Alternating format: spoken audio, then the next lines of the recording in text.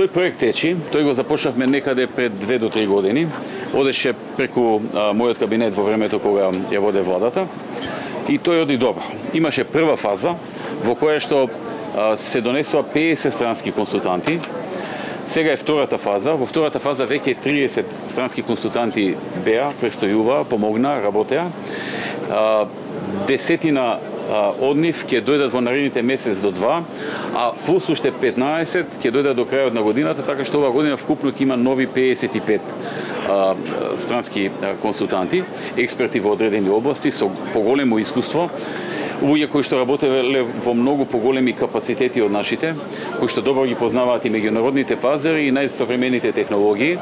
Така што тие се од голема помош за нашите фирми. Тоа е проект кој што го смисливме некаде пред, како што кажав, 2-3 години и веднаш почнавме да го реализираме во соработка со различни асоциации на вакви консултанти.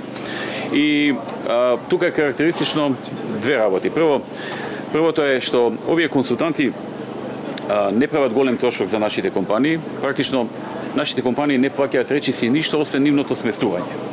Се другото не се плаќа.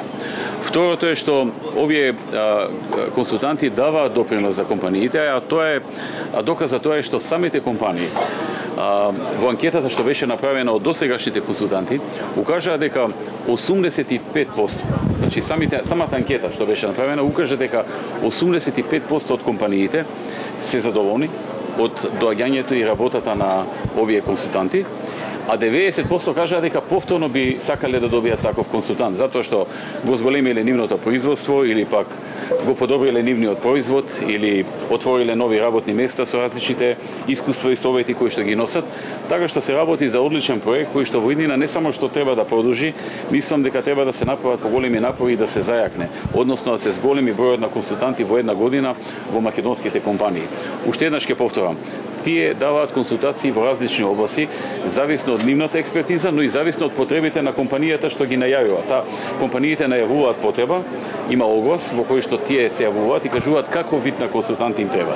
Некои бараат за маркетинг, некои бараат за технологија, некои бараат за некој индустријско производство. Други бараат за како да го зголемат извозот, трети бараат како да го подобрат производот што го имаат или да произведат нов производ и различни други работи, така што согласно тие нивни барања, владата се труди и наоѓа можности да изнајде такви консултанти и да ги донесе во Република Македонија, да ги стави на располагање на македонските компании, а тие да имаат само символичен трошок за престојот да го платат сместувањето на овие консултанти, да не платат ништо за нивните консултантски услуги, да не платат ништо за авионски карти и за други трошоци што тие ги имаат, освен сместувањето.